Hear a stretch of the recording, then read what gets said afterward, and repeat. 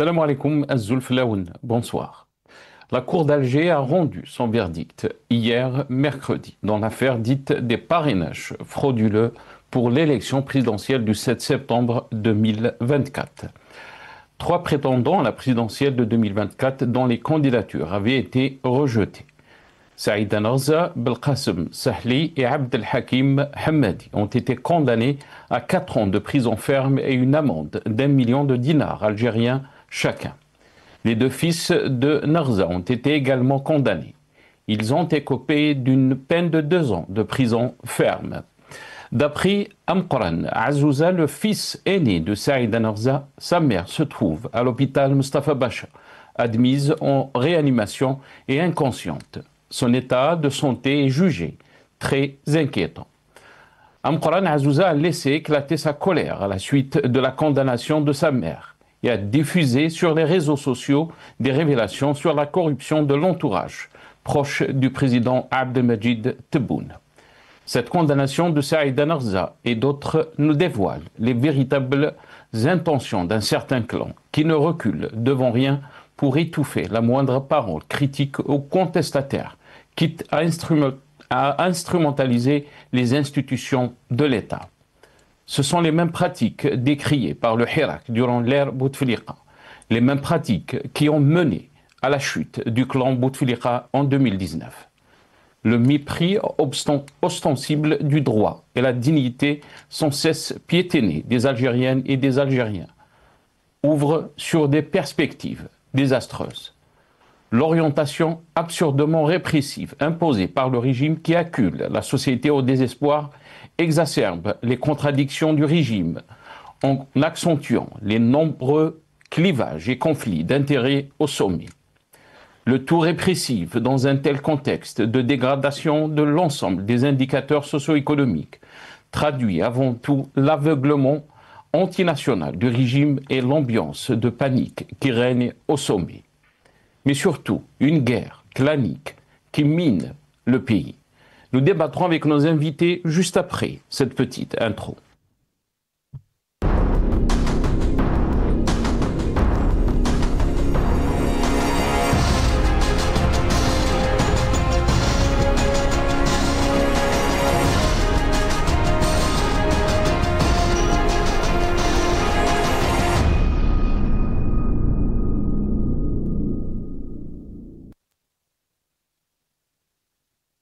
Saïd Narza en réanimation à l'hôpital après sa condamnation. C'est le titre de notre émission pour ce soir. Et pour en parler, j'ai le plaisir d'accueillir dans cette émission Omar Et Mokhtar, militant politique. Il sera avec nous depuis Paris par téléphone. Il n'est pas avec nous, on me dit nos amis de la régie, encore. Mais aussi, on a le plaisir d'accueillir Jamal Gessoum, chercheur en sciences sociales. Il est avec nous depuis Paris via Skype. Jamal Gessoum, bonsoir. Merci beaucoup d'avoir accepté l'invitation. Marhaba bik. Bonsoir Sénat, merci pour cette invitation et le bonjour au peuple algérien, à la régie, qui fait un travail, je dirais, très très soutenu, et merci encore pour l'invitation. Merci beaucoup Jamal Gessoum. C'est vrai que la régie fait son travail comme d'habitude, comme des professionnels, on les salue bien sûr. Je ne sais pas si Omar Et Mokhtar est avec nous, mais en tous les cas, il sera avec nous dans cette émission. On va commencer avec cette petite vidéo de Tebboune qui accuse donc Saïd Narza. Bien sûr, 10 ans, elle a été condamnée à 10 ans de prison la première fois, mais après donc son appel, 4 ans de prison ferme. D'abord, on regarde cette petite vidéo. منظومة سياسية بجيل جديد مش ضروري نزيد نكرر كل مرة، رغم أن فيه محاولات في كل انتخابات نقبضوا واحد ولا زوج ولا ثلاثة اللي يحوسوا يشروا الدمم، يحوسوا يشروا الأصوات، مازال ما فهموش. دوك من يضرب فيها 10 سنين يعرفوا شتاهي شراء الأصوات. ما تجيبوها ليش كيما ما نقولش اونوف كيما دول أخرى كل واحد يخرج صف كله. Voilà, Tebboune, bien sûr, qui parle de ceux qui achètent les voix. يظل فيها 10 سنين. Donc elle, Saïda Narza et d'autres ont été condamnés la première fois à 10 ans de prison ferme. Hier, donc, le verdict est tombé, 4 ans de prison ferme pour Saïda Narza, Belqasem Sahli et Abdelhakim Hammadi. D'abord, on va écouter aussi, donc c'est une ancienne vidéo, juste après sa condamnation, la première fois à 10 ans de prison ferme. On va écouter dans cette deuxième vidéo Narza qui accuse des clans. دفعت بكل قوة نتاعي على الجزائر. اليوم نشوف ان كولونيل يعني من امن داخلي اللي دار ضغوطات على هاد الناس ودار لهم ملفات اللي قال لهم روحوا شهدوا على سعيدة نغزة وتخرجوا من القضية. ديتوا لي ولادي، حركتوا لي كبتي، معليش ديتوا لي اعز شيء نكسبوا في حياتي، معليش بصح يوم من الايام حين تخلصوها غالية، راح تخلصها يا طارق ومن معاك من اللي عطاك الاوامر، وانا على بالي شكون عطاك الاوامر. Voilà, donc il faut rappeler que aussi dans ce procès, les deux fils de Saïda Narza ont été également condamnés. Ils ont écopé donc d'une peine de 2 ans de prison ferme. Mais aussi, on a vu donc circuler sur les réseaux sociaux des vidéos donc du fils aîné de Saïda Narza, Amqran Azzouza, et là on va l'écouter dans ce passage parler de l'équipe donc ou de l'entourage du président Abdelmajid Tebboune. On l'écoute. وزير الخارجية سي محمد هو كان يقول لك عليك تاع عصابة، وراك اليوم حطوا وزير. واش حسب لك كومبيتون؟ ماشي هو اللي كومبيتون، الشاف اللي كان الشاف تاعو هو اللي كان كومبيتون. حطها مليح في راسك. هو سي ان بوتي ميناب كيف سي ان انو على بالك لي زافير طونجا تاعنا كاع خلات. جبت غير لي انو على فان. تو كو دي انو في البوفوار هذايا. عندك غير الناس اللي عندهم الشر في قلبهم. باسكو عباك المحقور هكذا يولي يدير. باسكو ما كنتوش محقورين وكنتو تدافعوا على روحكم، كل يوم ما كنتوش ديروا هكذا، ماكش تحقروا في الشعب. اليوم راكم تحقروا في الشعب، راكم دلوا، حابين تدلوا كاع الناس، باسكو دلوكم، باسكو قبلتوا بالدل. على بالكم تدلوا في الناس. Voilà, Amqran Azzouza, donc le fils aîné de Saïda Narza, dans cette vidéo. On me dit que Omar El Mokhtar est avec nous. Omar El Mokhtar, bonsoir. Merci beaucoup d'avoir accepté l'invitation. C'est moi. Bonsoir Nassar, bonsoir aux auditeurs de Maghrébia. Merci beaucoup, Omar El Mokhtar. Omar El Mokhtar, je vais commencer avec vous cette émission. Jamal Ghsoub est avec nous aussi. Comment vous avez trouvé donc cette condamnation de Saïda Narza et d'autres à 4 ans de prison ferme, mais aussi donc cette vidéo qui a été faite par son fils aîné qui accuse bien sûr de l'entourage du chef de l'État Abdelmajid Tebboune, mais qui pose beaucoup de questions par rapport au fonctionnement de la justice algérienne. Omar El Mokhtar. C'est l'arbitraire justice, il n'y a pas de justice, c'est l'injustice algérienne. Et puis, c'est lui-même qui l'a condamné, qui a prononcé la sentence de 10 ans. Hein. Donc, tu vois, moi, ce qui me choque, c'est que on ramène les 2 autres candidats pour dire, pour tromper les gens, tromper l'œil. Voilà, c'est des candidats qui ont triché. Donc, on veut la tête de Saïda Narza. Les 2 autres n'ont rien fait, même Saïda Narza, évidemment. Donc, c'est pour valider auprès de l'opinion nationale et internationale comme quoi il y a des candidats qui trichent.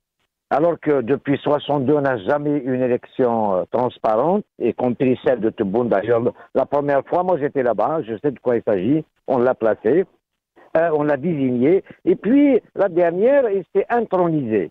D'ailleurs, je ne sais pas pourquoi organiser une élection prématurée avant d'arriver à son terme, il ne l'a pas expliqué, ce n'est pas convaincant, et Saïda Narza, elle avait le droit, Saïda Narza gênée, parce qu'elle a pris un angle le volet économique qui vient vraiment en Algérie alors que déjà son organisation patronale, on l'a étouffé comme on a étouffé l'ancienne organisation d'Ali Haddad. On a créé spécialement le CREA, donc de moulins, crars, des voyous, quoi. Donc on a créé, c'est Boualem qui l'a créé, pour organiser cette élection de Tebboune, son deuxième mandat. Donc Saïda Narza, elle les a dénoncés déjà à temps quand Moula a été décoré par Tebboune. Pourquoi le décorer alors qu'Ali Haddad est en prison? C'est son ombre. Quand Ali Haddad était là, il était avec lui. Donc après, et puis Moula, tout le monde connaît. Donc je n'ai pas à le juger, c'est pas à moi de le faire.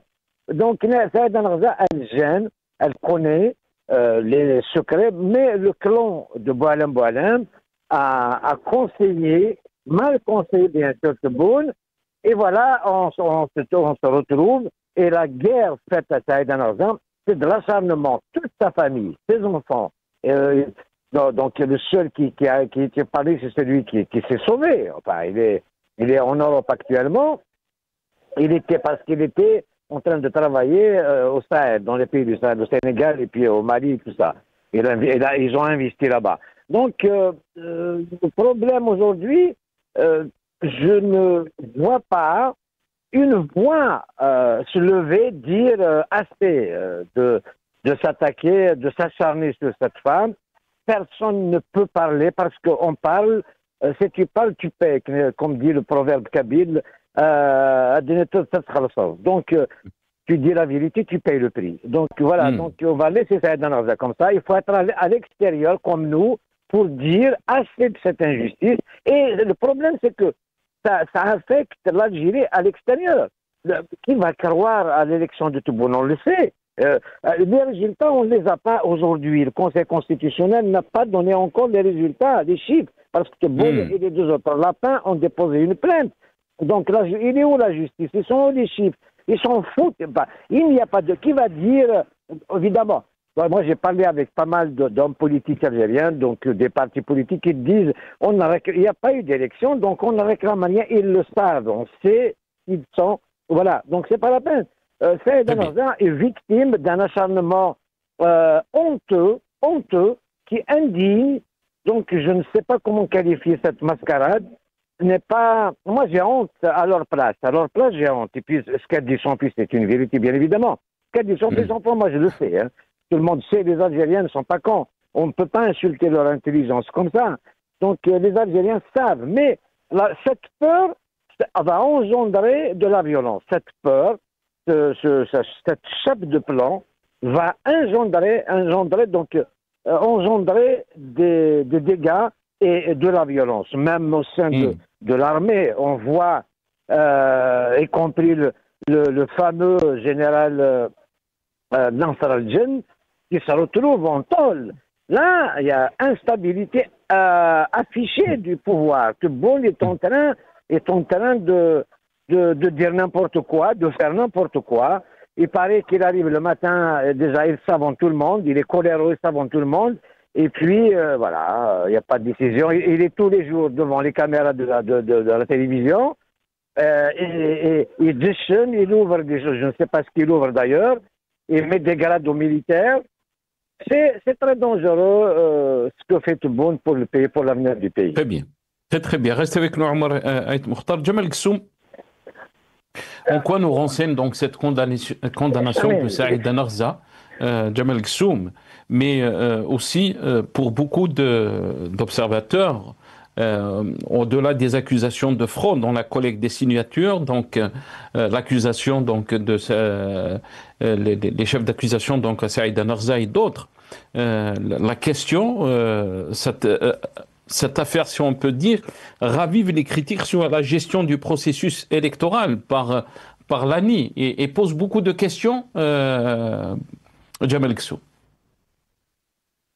Écoutez, moi je suis très troublé parce que je connais le dossier, je connais l'affaire, et je suis très troublé parce que ça remet en question, pour ma part, deux principes fondateurs dans les relations humaines mais également dans les relations politiques sont d'une part la confiance et d'autre part la loyauté. Ce sont pour moi deux principes qui sont non négociables quand on a en tout cas une référence humaine, islamique, quelles que soient les valeurs. Je suis très troublé de cela. Pourquoi ? Parce que cela me confirme dans le cheminement de ma pensée, qui est depuis quelque temps de dire que ou alors je vais plutôt utiliser les jeux. Pour ma part, je ne peux pas faire confiance au président de la République. Il y a eu un premier effet, je ne vais pas revenir là-dessus, mais aujourd'hui plus encore. Pourquoi est-ce que, de mon point de vue, le président de la République, moi je le respecte, mais on ne peut pas lui faire confiance. Saïd El-Naqza. Mais est-ce que cette affaire dépasse, désolé Jamal, est-ce que cette affaire dépasse le chef de l'État? Est-ce qu'elle dépasse l'entourage du chef de l'État? On a entendu par exemple le fils aîné. Elle ne dépasse pas, oui, mais elle ne dépasse pas la responsabilité du chef de l'État. Elle ne la dépasse pas. Ou c'est le président ou ce n'est pas le président. Et pour poursuivre dans mon cheminement, lorsque le président de la République, je lui demande de se souvenir, ça ne fait pas très longtemps, lorsque deux personnes rigolaient sur lui dans un cimetière, en l'occurrence Haddad et Saïd Bouteflika, ils rigolaient sur lui, on le voyait bien, et que les autorités algériennes avaient donné l'ordre aux autorités de ne pas prendre même les sacs de poubelle devant lui. Il l'a même dit lui-même que la seule personne qui l'a soutenu, la seule personne, ça a été Saïd El-Naqza. Et en cela, je dis au président de la République, je ne peux pas faire confiance, je ne peux pas m'appuyer sur une loyauté que vous devez avoir en tant que président. Je ne peux pas non plus m'appuyer sur votre qualité de président de la République puisque d'autres décident à votre place alors que nous savons chacun que la justice indépendante en Algérie n'existe pas et qu'il vous appartenait d'être loyal dans les principes que vous devez avoir, c'était immédiatement de faire sortir Saïd El-Naqza de cette affaire qui est une affaire qui n'a ni queue ni tête, aucun élément dans le dossier. Et je terminerai, si vous le permettez, avant de terminer, Jamal, elle a affirmé que c'est un complot qui a été orchestré contre elle, donc cette affaire. Et son fils, bien sûr, dans cette vidéo qui a publié sur les réseaux sociaux, et là, nos amis de la régie, si c'est possible, donc on va faire passer Soundbite 4. Donc le fils de Narza a déclaré qu'ils l'ont menacé. S'il parle, donc on va l'écouter dans ce passage.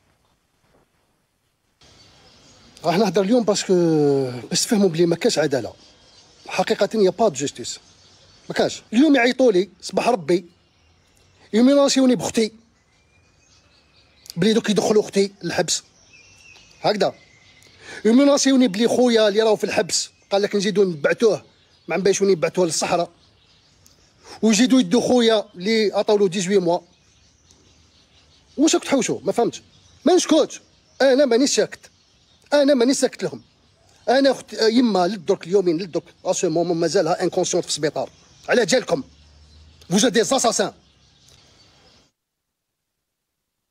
Voilà, Jamal Ghassoum, je vous laisse réagir. Je disais que rien ne peut valoir un tel traitement, d'autant plus que le dossier est vide. Et moi, ce que j'ai envie de dire au président de la République par rapport à cela, permettez-moi de parler en arabe en disant أقول هذا الكلام بكل حسرة والألم يا سيد الرئيس يوم القيامة تكون أنت مسكين والمسكين يكون رئيس عليك.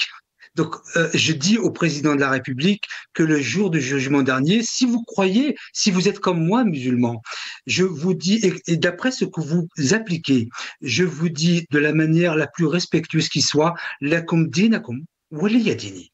Parce qu'on ne peut pas traiter quelqu'un qui vous a soutenu et pour lequel le dossier est vide en vous, je dirais, en vous cachant quelque part derrière votre entourage qui a décidé. Vous êtes le chef de l'État, vous êtes responsable. Amam Allah, Arak Mas'oul. Et je puis vous assurer, Monsieur le Président, que le jour du jugement dernier, vous ferez tout pour demander pardon, mais Dieu ne vous pardonnera pas parce que c'est entre vous et un autre humain. Donc, je vous invite à vite corriger cela parce que vous allez le payer très très cher et Adab Yom Qiyamah, c'est pas, vous ne pouvez pas y échapper. Je ne suis pas un théologien, mais Monsieur le Président de la République, vous ne pourrez pas échapper au feu de l'enfer. Ce n'est pas possible.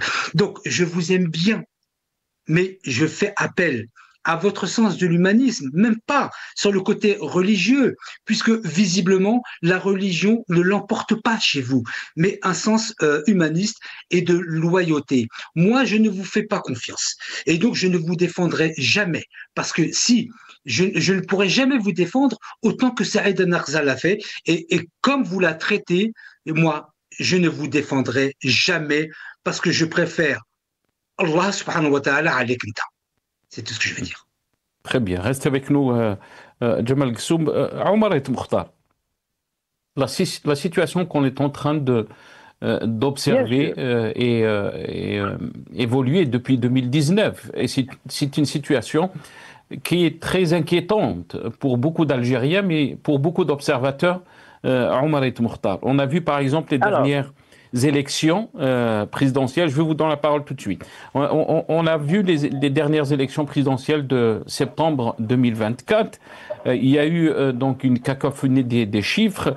D'abord, on va regarder ces images et cette vidéo, Soundbite 5, nos amis de la régie. Donc, Chorfi et Belhadj donc, qui a démissionné de la Cour constitutionnelle, qui a été remplacée par Leïla Aslaoui. Donc, et là, on va écouter donc la cacophonie qui avait eu lieu pendant cette élection.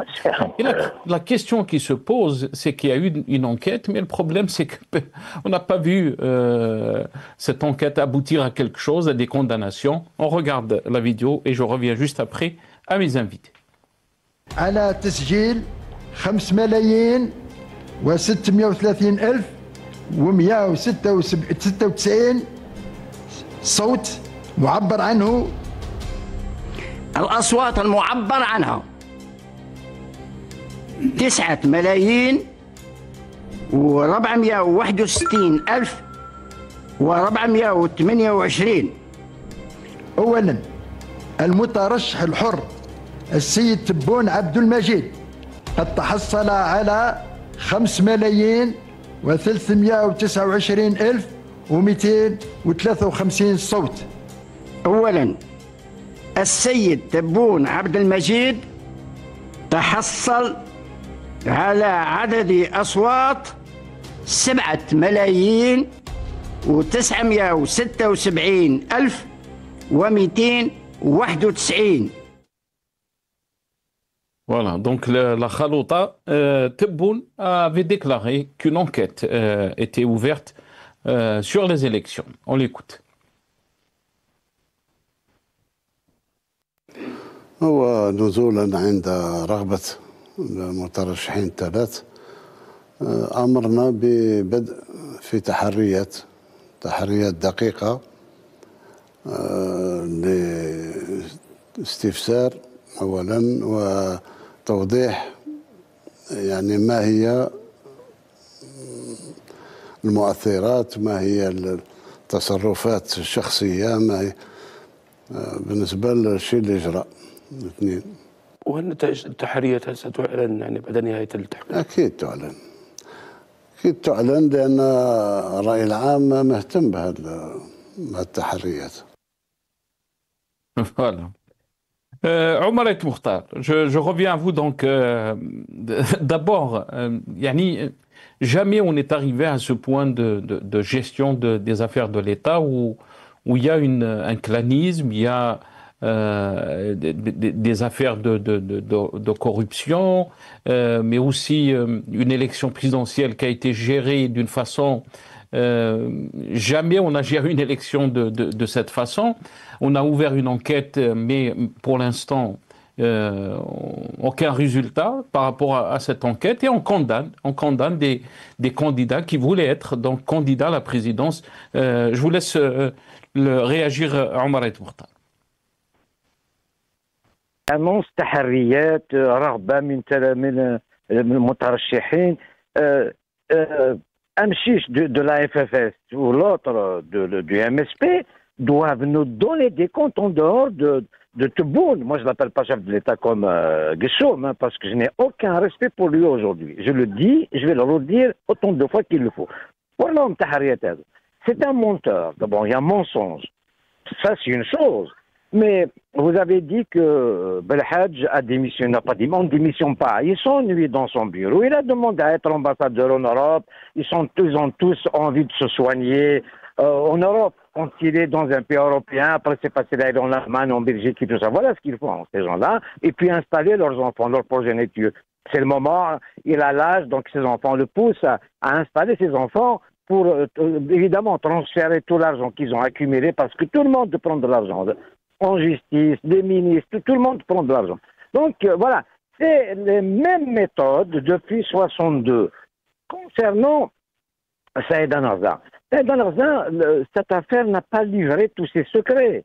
Ça a commencé, donc ces problèmes commencent le jour où elle s'est levée, elle a dit Moulin, il ne faut pas le décorer.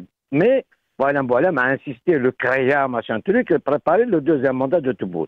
Le problème, c'est que la lettre de Saïd Anarzan, et puis elle en parle, Saïd Anarzan, je la connais très bien d'ailleurs. D'ailleurs, quand elle a écrit cette lettre, elle est venue en Europe, en Espagne et puis en France, on s'est appelé. Elle m'a dit, je ne rentre plus. Finalement, il y a eu une négociation avec des militaires, on lui a donné des assurances, elle est rentrée. À un moment, elle a dit, c'est fini, si je rentre, ils vont me mettre en prison. L'affaire du colonel de l'Intérieur, c'est une vérité, elle l'a dit. Elle a été menacée, d'ailleurs.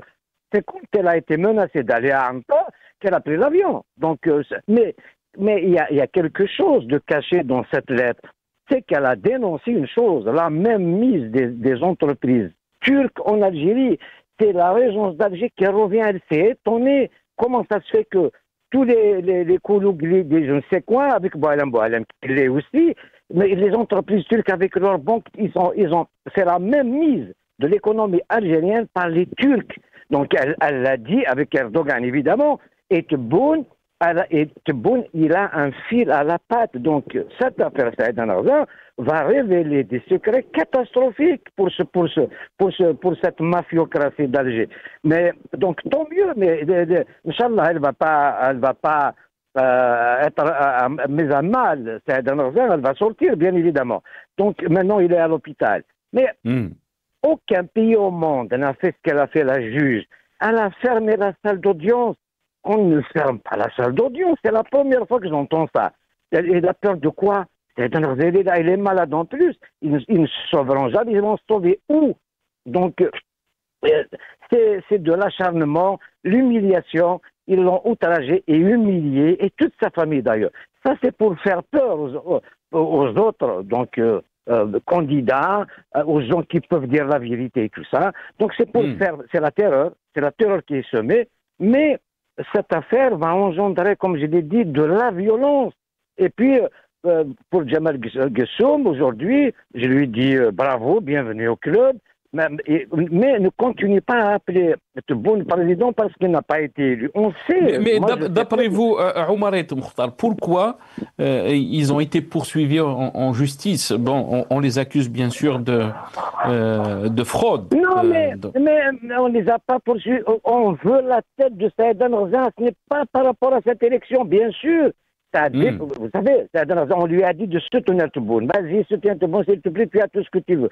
Elle est têtue, elle a voulu donc participer au débat à la campagne électorale, se présenter, elle a le droit, et puis c'est à sa portée d'avoir les 600 signatures. C'est rien du tout pour elle. Elle a des bureaux dans toutes les wilayas, elle connaît des hommes d'affaires, elle peut rassembler de l'argent et tout ça. C'est pas un problème pour elle. Donc, ils ont peur qu'elle participe à la campagne électorale. Ce n'est pas être présidente ou pas. Participer. Donc voilà. Mais ce qui m'inquiète aujourd'hui, les deux autres candidats, on les a ramenés comme des témoins. Ils n'ont rien fait. Mais là, on fait comprendre aux gens c'est des candidats qui ont triché. Ils n'ont pas triché, Saïd Narza n'a pas triché. Donc c'est des mensonges. Il faut qu'il arrête ces manigances. Et ces déclarations de son fils Omar Ait Mokhtar, comment peut-on les lire? Là, je parle bien sûr du fils de Saïd Narza, le fils aîné, Amqran Azouza. Quand il dit dans ce passage qu'on a fait passer qu'ils l'ont menacé d'arrêter sa sœur, sa sœur, d'après bien sûr lui, on ne peut pas vérifier cette information, mais si cette information est avérée à Omar Ait Mokhtar, c'est très grave. Non, mais c'est des voyous. Mais le fils de Saïd Narza, heureusement qu'il a parlé. C'est sa mère, après tout. Et puis, on le menace. Tu fermes ta gueule, sinon ta soeur, ton frère, machin, ils ont continué. Mais il a raison de dénoncer ça, déposer une plainte aussi. Mais il a raison. Moi, je lui tire chapeau de l'avoir fait. D'ailleurs, je lui ai écrit un mot. Je voulais qu'il m'appelle. Mais je lui ai dit, pourquoi tu as attendu aujourd'hui? Tu savais ce qui sera mieux contre ta mère. Il fallait le dire.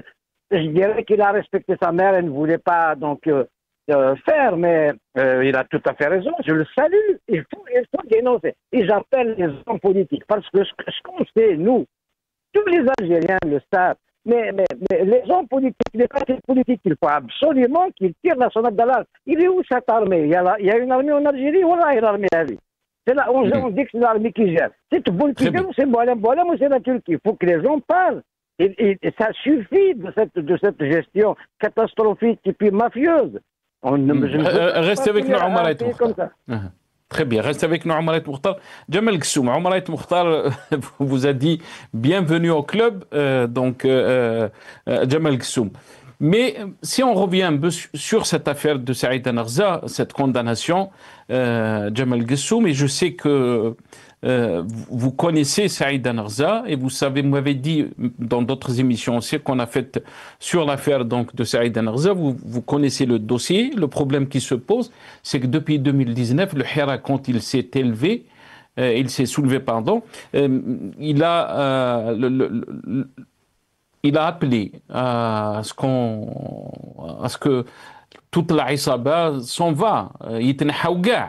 On se rappelle très bien donc de ce slogan phare du Hirak, de ce jeune Algérien qui disait Yitna Haouga.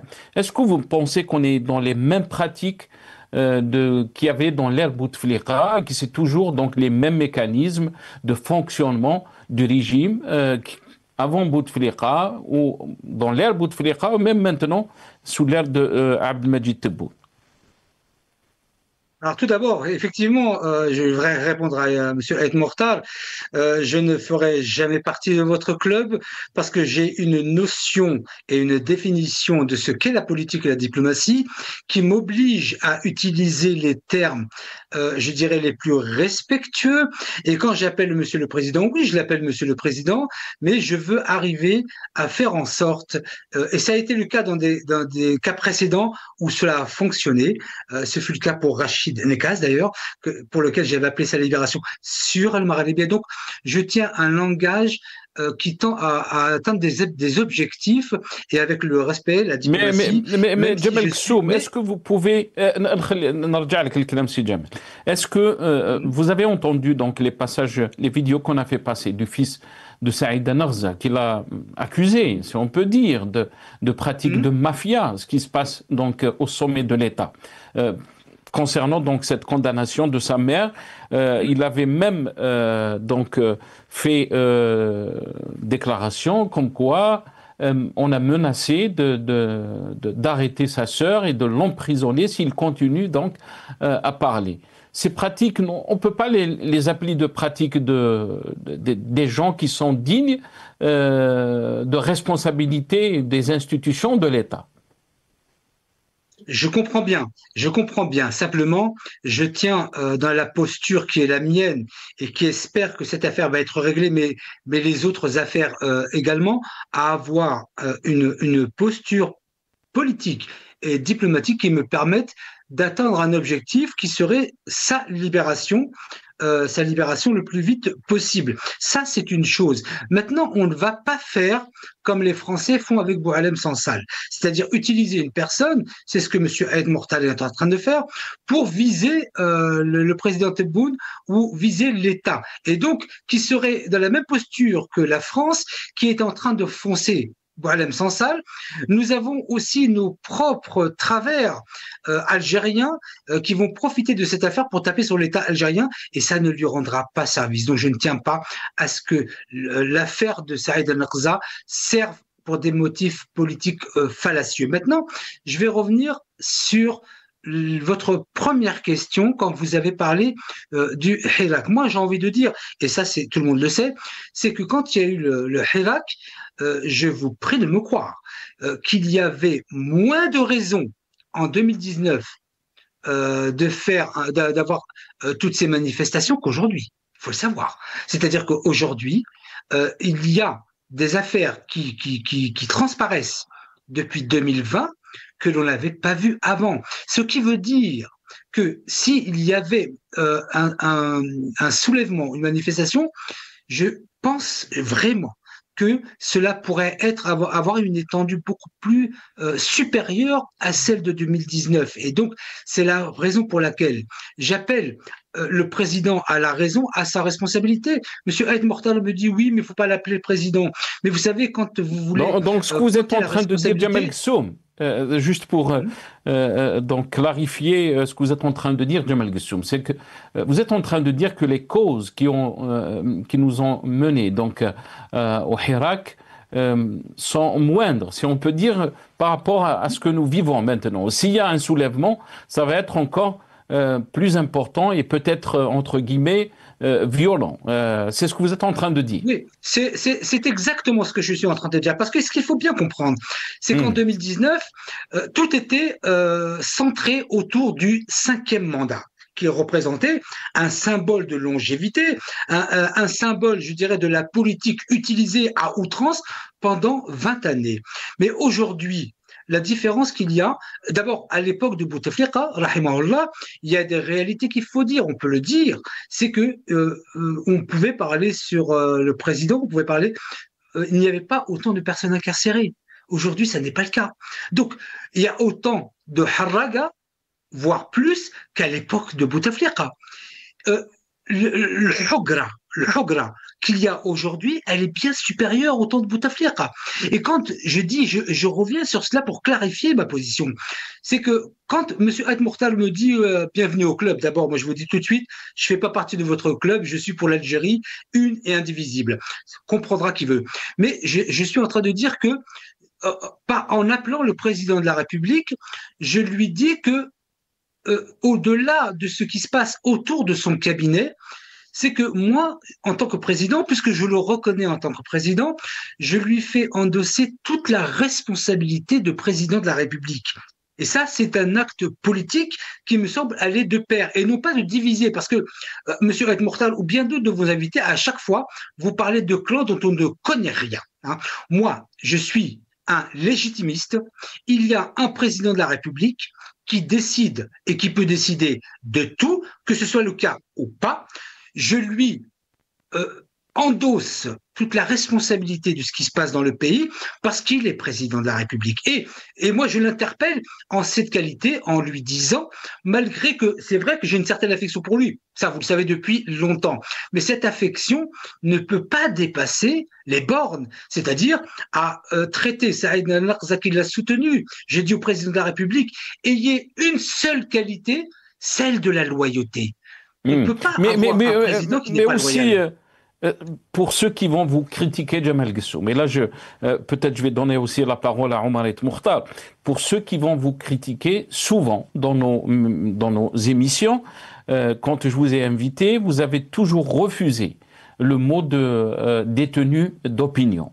Vous avez dit qu'il n'y a pas de détenus d'opinion, alors qu'on parle maintenant, vous êtes en train de défendre Saïd El-Naqza, vous êtes en train de parler donc des dépassements en termes donc de répression. Vous venez juste de dire que nous sommes en train de vivre des moments difficiles en Algérie et jamais on les a vécus même sous l'ère de Bouteflika. Est-ce que la question se pose très rapidement, parce que je dois donner le... Non, attendez. Ce que vous dites, sinon, ça n'est pas exact. Je dis que Karim Tabout est un détenu d'opinion. C'est clair? Je dis que Rachid Nekaz était un détenu d'opinion. Est-ce que c'est clair? Ali Rdiri est un détenu d'opinion. Est-ce que c'est clair? Si Saïd Al-Naqza est incarcéré, c'est une détenue d'opinion. C'est clair ou pas? Donc, je ne dis pas qu'il n'y a pas de détenu d'opinion. Je dis simplement qu'il ne faut pas me la faire. Je dirais, à la naïveté, en me mettant tous les cas que je ne connais pas comme étant des détenus d'opinion. Donc, je vous ai cité les détenus d'opinion que je connais et pour lesquels, d'abord que je connais personnellement, et pour lesquels je connais les dossiers. Je vous ai cité tous les détenus d'opinion qui étaient des détenus d'opinion. Il faut pas, même si le président de la République l'a déclaré à plusieurs reprises, qu'il n'y a pas de détenus d'opinion, monsieur le président, si, il y a des détenus d'opinion. Donc, il faut pas. Puisque vous êtes en train de dire, monsieur le président Djemal Ghessoum, est-ce que Abdelmadjid Tebboune est légitime à vos yeux? Écoutez, moi, vous savez, il faut pas se perdre intellectuellement. En disant qu'il n'est pas légitime, qu'il n'est pas reconnu, vous ne lui endossez aucune responsabilité politique. Et donc, vous le déresponsabilisez parce que votre discours, pas vous, sinon, mais toutes les personnes qui passent sur El Maghrébia, c'est de dire qu'il n'est pas légitime et qu'il n'est pas président. Mais par contre, vous n'endossez aucune responsabilité de manière objective et prouvée en parlant des clans. Moi, j'ai une personne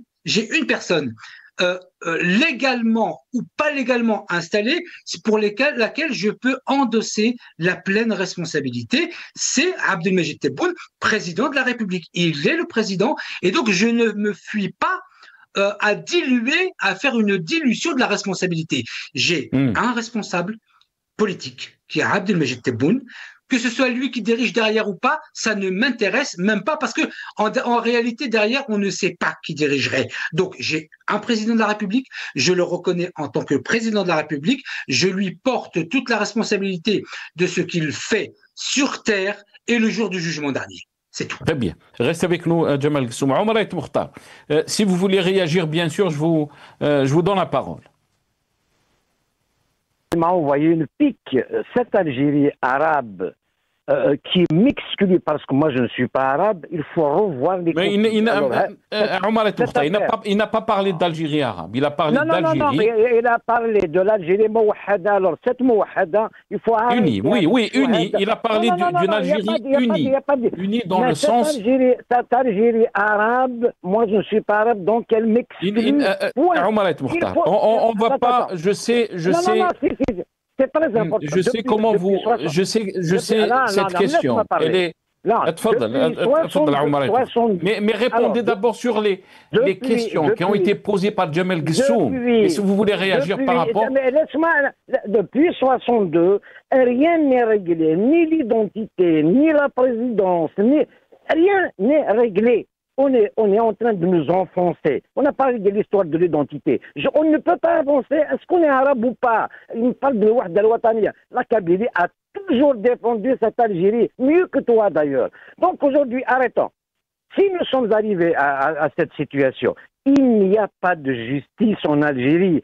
Si tu dis que Tebboune, ce n'est pas lui, encore c'est l'entourage. C'est parce qu'on n'a pas de président élu. Moi, j'étais contre le Hirak. Parce que je me suis dit, il faut entamer un autre chantier que la présidentielle. Et quand il y avait une présidentielle de prévu, Bouteflika avait démissionné. J'ai dit, il faut une élection, malgré que le Hirak n'a pas voulu moi, j'étais pour une présidentielle. Malgré qu'il n'est pas légitime, il faut quelqu'un à Al-Mouradia. Il faut occuper ce poste. Donc, Tebboune est venu. Je l'ai soutenu. Mais à mi-mandat, je lui ai dit, c'est bon, casse-toi. Je ne peux pas le piffrer parce que il n'est pas, d'abord, le poste n'est pas calibré pour un mec comme lui. Il a démontré au fur des années qu'il est médiocre, qu'il ne sait pas gérer ni lui, ni les conseillers d'ailleurs que je connais, les Kamal Sidi Saad, moi je les connais très bien. Pas bien, très bien d'ailleurs. Le fils à Saïd Al-Naqza, on parle d'eux. Moi je les connais aussi très bien d'ailleurs. Donc ce pays, il faut arrêter de l'appeler président, il n'a pas été élu. Ça, c'est une vérité. Regardez les chiffres qui sont donnés par l'ANI. 5 630 000, c'est le chiffre qu'a annoncé Tebboune comme Chouhada depuis l'arrivée des Français. Alors, après, on annonce 11 millions. C'est quoi? On en prend pour qui? Et puis, ils sont où? Il faut revoir les copies. Au moins, n'emprisonnez pas les gens, ne privez pas les gens de leur liberté, ne cassez pas une famille. Ça peut mourir. Les otages kabyles, on les prend pour des terroristes. Ils sont des terroristes, les Kabyles. Arrêtons ce cinéma, ce film qui va nous conduire dans l'abîme. Ils sont en train de donner, de léguer la souveraineté de l'Algérie aux Américains. C'est unique ce qu'a dit Bokadoum dans une interview aux États-Unis, mais ça mérite de faire un débat. Haïb, c'est de la pure trahison. Normalement, s'il y a une assemblée, s'il y a des députés, ils doivent se lever. S'il y a des sénateurs, s'il y a des partis politiques, on doit revoir cette interview. Et puis là, on fait un défilé à l'ambassade des États-Unis à Alger, on donne tout aux États-Unis. Trump, Inch'Allah, Trump, il va lui faire comme il a fait à Arzouani de la Mauritanie. Il a dit, dis-moi de quel pays tu es et donne-moi ton nom.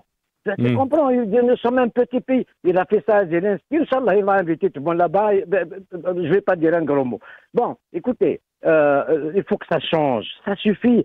On insulte l'intelligence des Algériens. Ils ne sont pas cons, les Algériens. Je refuse qu'on dise qu'on est cons. Il y a une peur, il y a les chapes de plomb.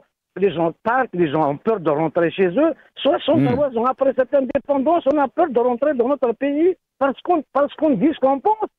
On est traître, nous. Il faut arrêter. Qui a poussé le main qui a demandé l'indépendance? C'est cette mafiocratie depuis 62. Oui, je suis kabyle, je ne suis pas arabe, musulman. Si je veux, si toi tu veux être musulman, là, ça allait. Moi, je n'interdis pas. Mais moi, ne t'occupe pas du culte que je vais adopter. C'est mon problème. Tu ne vas pas vivre à ma place pour mourir à ma place. Omar Mokhtar, quand il dit Jamal Ghassoum, très rapidement, parce qu'il me reste 30 secondes, Jamal Ghassoum dit que nous traversons une période qui est difficile en termes de liberté, en termes de répression. Oui. On est en train de voir des gens qui sont, des personnes qui sont emprisonnées juste pour leur avis. On parle du cas de Saïd Anerza et d'autres. Et d'après lui, si le retour de Hirak va être plus important que celui de 2019 et peut-être même violent. Qu'est-ce que vous en pensez très rapidement, Omar Mokhtar? Vous savez, nous sommes dans une véritable tyrannie. C'est là, si tu parles, tu vas entendre. Un parti politique, quand tu inventes un dossier, tout ça. Donc le Hirak, cette fois-ci, moi je n'ai pas peur. Si ça continue comme ça va être une révolution. Tu sais ce que c'est qu'une révolution? Une révolution, c'est un petit nombre de personnes, 15, 20, 30, 100 personnes qui vont décider d'aller jusqu'au bout. C'est-à-dire de faire la guerre à ce pouvoir. Et ça va être de la violence, du sang. Moi, je ne veux pas que le sang des Algériens coule encore. Ils l'ont fait couler plusieurs fois. Tous les 10 ans, on fait couler du sang. Donc, c'est ce pouvoir, c'est Tebboune qui va provoquer cette situation. Tout le monde appelle à une table ronde, à ce baraquet. Tous les jours, tu le vois à la télé, des chaînes, tout est faux. L'Algérie du journal de 20 ans, on la connaît. L'Algérie de 1 million de moutons, on la connaît. Mais c'est faux, monsieur. Et l'Algérie, et puis l'Iqtisad, 400 milliards. Tu as 70 milliards dans 2 mois. De quoi manger 2 mois. Tu as du gaz et du pétrole. Arrête tes conneries. C'est faux. Et cette communauté algérienne de l'étranger qu'on politise avec la mosquée de Paris, avec Karim Zeribin, avec Rima, je ne sais pas quoi. Merci beaucoup, Omar Mokhtar. Merci beaucoup, Omar Mokhtar. On est arrivé à la fin de cette émission. Merci à vous, Omar Mokhtar, militant politique. Vous étiez avec nous depuis Paris par téléphone. Et merci à Jamal Ghassoum, chercheur en sciences sociales. Il était avec nous via Skype depuis Paris. Merci à vous, chers téléspectateurs, d'avoir suivi cette émission. Ya'tikum saha. Qawa ala khair.